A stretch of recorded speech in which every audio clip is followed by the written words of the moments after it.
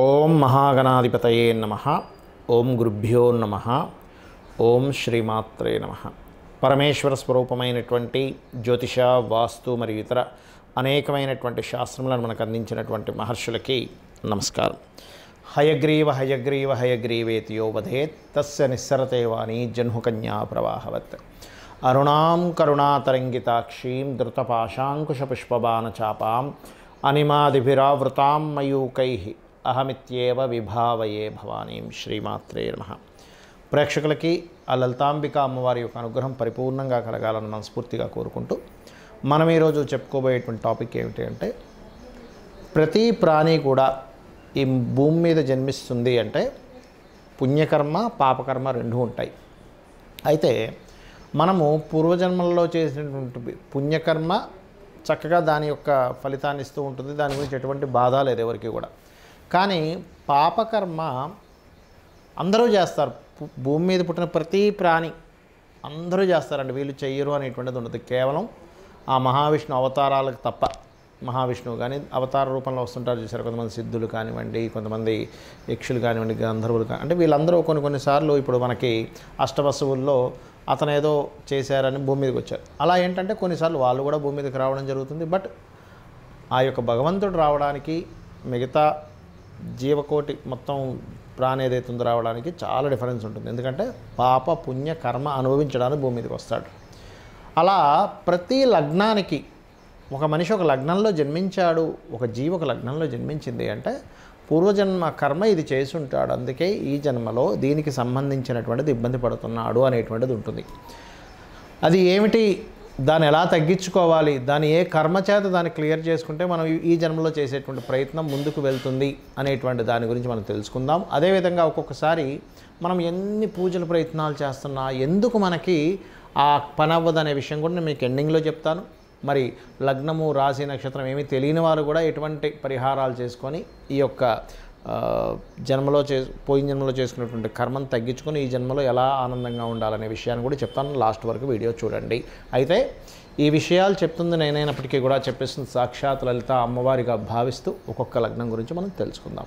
కర్కాటక లగ్నము, కర్కాటక రాశి. కర్కాటక లగ్నంలో జన్మించిన లేదా కర్కాటక రాశిలో జన్మించి ఆ రాశిలో ఉండే నక్షత్రాల్లో జన్మించినా గుర్తుపెట్టుకోండి. అంటే మీకు లగ్నం తెలుసు అనుకోండి, ఇంకా లగ్నం నుంచే స్ట్రైట్గా వెళ్ళిపోండి, ఇంకా రాశి జోలికి వెళ్ళకండి. లగ్నం తెలియదండి, మా వాళ్ళు రాయలేదు, టైం మాకు తెలియదు అనుకున్నప్పుడు ఉట్టి రాశి ద్వారా వెళ్ళండి. అది సెకండ్ ఆప్షన్ అంటారు దాన్ని. మరి మీరు పూర్వజన్మల్లో ఎటువంటి కర్మ వల్ల ఇప్పుడు రాంగ్ డెసిషన్స్ తీసుకోవడము, బాధపడ్డము, ఇబ్బంది పడ్డము, కొన్ని లోపాలు ఏర్పడము ఎందుకు జరుగుతుందో చెప్తానండి మీకు. ఇక్కడ మిమ్మల్ని రూల్ చేసేటువంటిది కర్కాటకం వారికి శుక్రుడు బాగా రూల్ చేస్తాడు పూర్వజన్మల్ని. అంటే శుక్రుడు రూల్ చేసినప్పుడు ఏమవుద్ది, శుక్రుడు బాగున్నాడు అనుకోండి, ఎర్లీ స్టేజ్లో మీరు గృహం కట్టేసుకుంటారు 20 ఏళ్ళకే. ఎలాగా 20-22 ఏళ్ళకి నేను కట్టేసుకున్న వాళ్ళని చూసాను. శుక్రుడు బాగున్న వాళ్ళు కర్కాటకం వారు న్యాచురల్ ఫోర్త్ లాట్. సహజంగా కర్కాటకానికి ఉండేటువంటి లక్షణం ఏంటంటే అలర్ట్నెస్ ఉంటుంది, ఎమోషన్స్ ఉంటాయి, బాగా ఎక్స్ప్రెస్ చేయగలుగుతారు, ఎక్కువ తిరుగుతూ ఉంటారు, ఎక్కువ సంచరించేటువంటి యోగం ఉంటుంది. ఇది చంద్రుడు బాగుంటే. చంద్రుడు బాగోకపోతే మళ్ళీ మానసిక స్ట్రెస్ వస్తూ ఉంటుంది వాళ్ళకి. అయితే ఇక్కడ ఈ శుక్రుడు యొక్క పాత్ర చాలా ఎక్కువగా ఉంటుంది, గుర్తుపెట్టుకోండి. శుక్రుడు బాగున్నాడు ఇంకా మీకు పూర్వజన్మ కర్మ చాలా బాగుందని అర్థం. శుక్రుడు పాడైపోయాడు, అయిపోయింది. స్థలాలు కొనేటప్పుడు, గృహ నిర్మాణం చేసేటప్పుడు, వాహనం కొనుగోలు చేసేటప్పుడు చాలా జాగ్రత్తగా ఉండాలి. తల్లిగారి విషయంలో ఇప్పుడు శుక్రుడు బాగున్నాడు అనుకోండి, తల్లి ద్వారానే ఈ జాతకుడు లాభాలు పొందుతుంటాడు, గుర్తుపెట్టుకోండి. శుక్రుడు పాడయ్యాడు, తల్లి ద్వారానే నష్టాలు పొందుతుంటాడు. అదేంటండి, తల్లి ఎలా నష్టం చేస్తుంది, అదే పూర్వజన్మ కర్మ అంటే.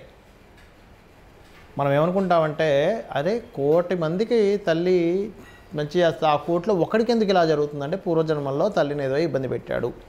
అజ్ఞానంలోనో తెలుసో తెలియకో కొంత సావాస దోషం వల్ల తల్లిని అనరాని మాట్లాడడం, తల్లి మీద చేయని లేపడం, లేకపోతే తల్లికి సంబంధించిన విషయంలో ఏదో ఇంకో రకంగా దుర్భాషలాడడం ఏదో చేస్తుంటాడు. తెలుసో తెలియకో చేస్తుంటాడు. తెలిసి చేయాలని రూల్ లేదు, ఇంకోలి యొక్క ప్రభావం వల్ల. అప్పుడు ఏమవుతుంది, ఈ జన్మలో పుట్టినటువంటి ఈ జాతకుడికి తల్లే శత్రువు అవుతుంది. దాన్ని మాతృదోషము అంటారు. మాతృదోషం ఎప్పుడు ఏర్పడుతుంది, కర్కాటక లగ్నానికి శుక్రుడు, చంద్రుడు కూడా పాడవాలి. ఉట్టి శుక్రుడు పాడైతే సరిపోదు. అలాగే 4th పోర్ట్ఫోలియో ఉన్నటువంటి గ్రహం కూడా పాడవాలి.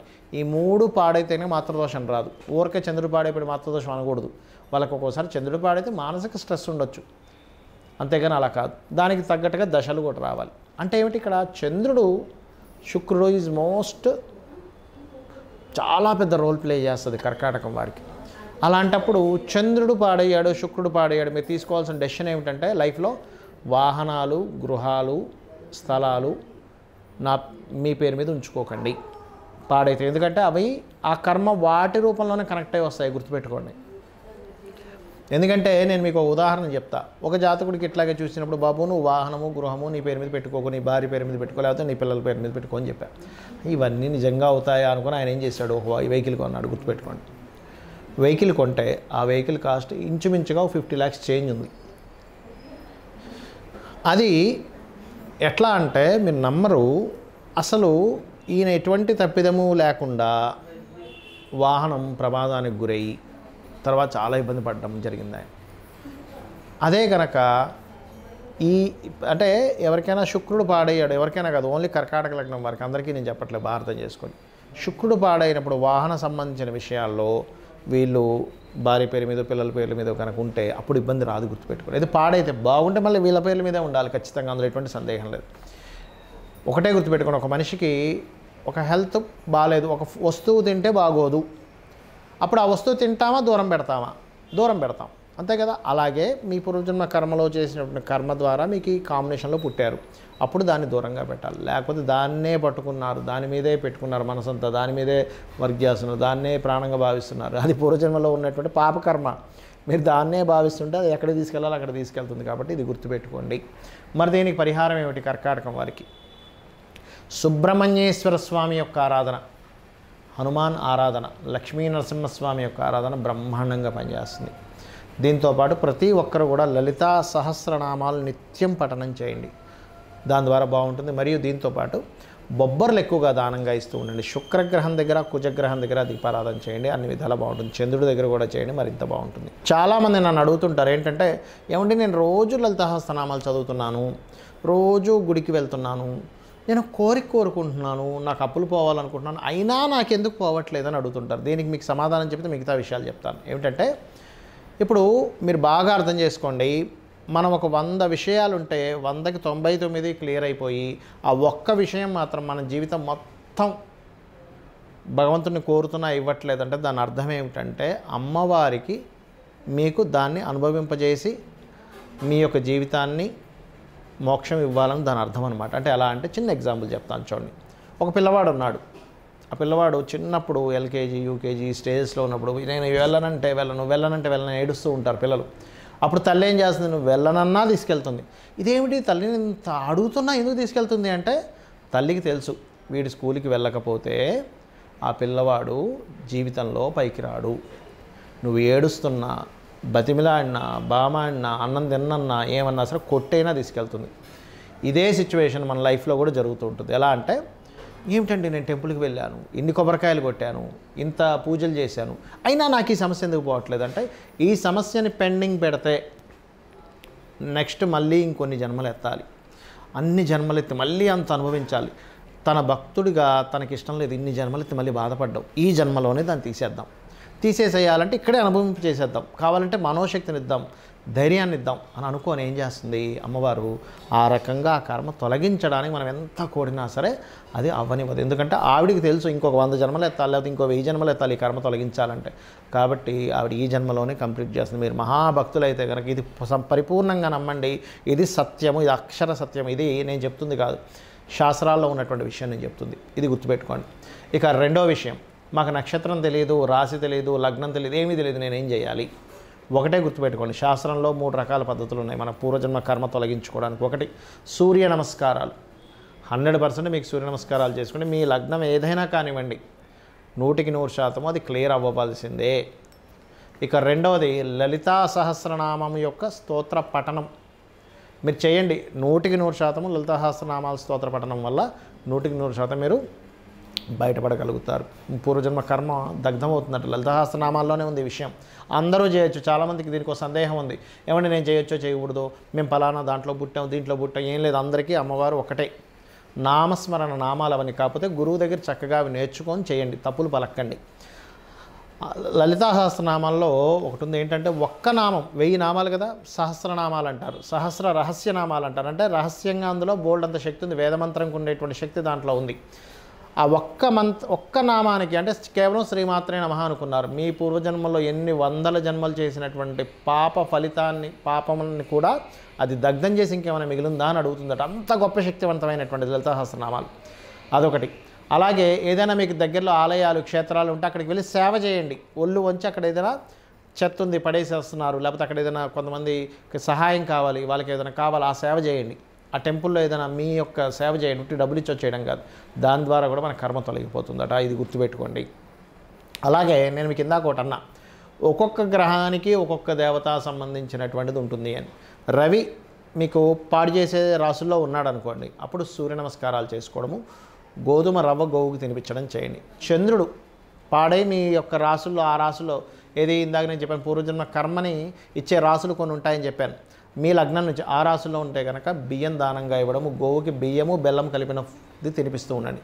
ఒకవేళ కుజుడు పాడై ఇచ్చాడు, అక్కడ గోవుకి క్యారెట్లు తినిపించడము, కుజగ్రహం దగ్గర దీపారాధన చేయడం చేయండి. అదేవిధంగా సుబ్రహ్మణ్యేశ్వర స్వామి ఆరాధన చేయండి. రవి అయితే ఈశ్వరుడు ఆరాధన లేదా నారాయణ ఆరాధన చేయండి. చంద్రుడైతేనేమో మీరు చక్కగా అమ్మవారి ఆరాధన, రాజరాజేశ్వరి అమ్మవారి యొక్క ఆరాధన చేయండి. అదేవిధంగా బుధుడు అయ్యాడు అనుకోండి, పాడై ఉండి మిమ్మల్ని బుధుడే ఎక్కువగా ఇచ్చేస్తున్నాడు, అలాంటప్పుడు బుధగ్రహం దగ్గర దీపారాధన చేయడము మరియు గోంగూర తినిపించడము, విష్ణు సహస్రనామాలు శ్రవణం చేయడం చేయండి. అదేవిధంగా గురుగ్రహం కనుక పాడై మీకు ఫలానా కర్మస్థానాల్ని ఇబ్బంది పెడుతుంది అనుకున్నప్పుడు మీరు చేయవలసింది ఏంటంటే, దత్తాత్రేయుడి యొక్క నామస్మరణ, దక్షిణామూర్తి యొక్క స్తోత్ర పఠనం చేయండి, గోవుకి అరటి కాయలు తినిపించండి, గురుగ్రహం దగ్గర దీపారాధన చేయండి, గురువు సంబంధించినటువంటి స్తోత్ర పఠనం చేయండి. అదేవిధంగా శుక్రగ్రహ సంబంధంగా మీకు కనుక పాడైంది, నీచ స్థానంలో ఉంది, లేనట్లయితే పాపకత్తర్లో ఉండి ఆ గ్రహం ద్వారా మీకు వస్తుంది అనుకున్నప్పుడు అమ్మవారి ఆరాధన, ముఖ్యంగా లలితా సహస్రనామాలు, లక్ష్మీ అష్టోత్తరాలు చదువుకోండి. దాంతోపాటు శుక్రగ్రహం దగ్గర దీపారాధన చేసి తీపి పదార్థాన్ని గోవుకు తినిపించండి. అదేవిధంగా శని భగవానుడి ద్వారా మీకు అవుతుంది అనుకున్నప్పుడు, అంటే కర్మకారకుడు ఆయన, సహజంగా మీకు పాడైతే ఇస్తాడు. ఇక్కడ ఒకటే గ్రహం కదా, అన్ని గ్రహాలు మంచి చేస్తే చెడు చేసేది గుర్తుపెట్టుకోవాలి. అంతేగాని శని అనగానే భయపడిపోవడం, శుక్రుడు అనగానే పొంగిపోవడం కాదు. నేను చాలా ఉదాహరణలు చెప్పాను. శుక్రుడు పాడైతే ఆ దశల్లో కూడా ఇబ్బంది పడ్డటువంటివి. అదేవిధంగా శని భగవానుడి యొక్క స్థితి సరిగ్గా లేదంటే పూర్వజన్మల్లో మీరు చేసిన కర్మ వల్ల అలా అయింది, మీరు అది అర్థం చేసుకోవాలి. ఆ రకంగా మీరు ఏం చేస్తారంటే, శని భగవానుడి దగ్గర దీపారాధన చేయడము, శని స్తోత్రం, నీలాంజన సమావాసం, రవిపుత్రం యమాగ్రజం, ఛాయామార్థాండ సంభూతం తన్నమామి శనిచ్చరం అనేటువంటి చేసుకోవచ్చు. దీంతోపాటు వెంకటేశ్వర స్వామి, ఆంజనేయ స్వామి ఆలయాలకు వెళ్ళడం, గోవుకు బెల్లం తినిపించడం చేయండి. అదేవిధంగా రాహు ద్వారా వచ్చింది ఆ యొక్క ప్రభావం అనేటువంటిది, అలాంటప్పుడు దుర్గా ఆరాధన చేయడము, రాహుగ్రహం దగ్గర దీపారాధన చేయడము, గోవుకి బెల్లపు ఉండలు 4 ఉండలు తినిపించడం చేయండి. కేతుగ్రహం ద్వారా ఆ యొక్క ప్రభావం చూపిస్తుందండి, ప్రతిదీ ఆటంకాలు అవుతున్నాయి అనుకునేటప్పుడు గణపతి ఆరాధన చేయడము, కేతుగ్రహం దగ్గర దీపారాధన చేయడము. అదేవిధంగా చూసుకున్నట్లయితే గ్రాసమును గోవుకు తినిపించడం చేయండి, మెడిటేషన్ చేయండి, మూలాధార చక్రం దగ్గర ధ్యాస పెట్టి ఓం గం గణాధిపతయ నమః అనేటువంటి నామస్మరణ చేయండి. ఖచ్చితంగా పూర్వజన్మ కర్మ అనేటువంటిది తొలగిపోవడం జరుగుతుంది.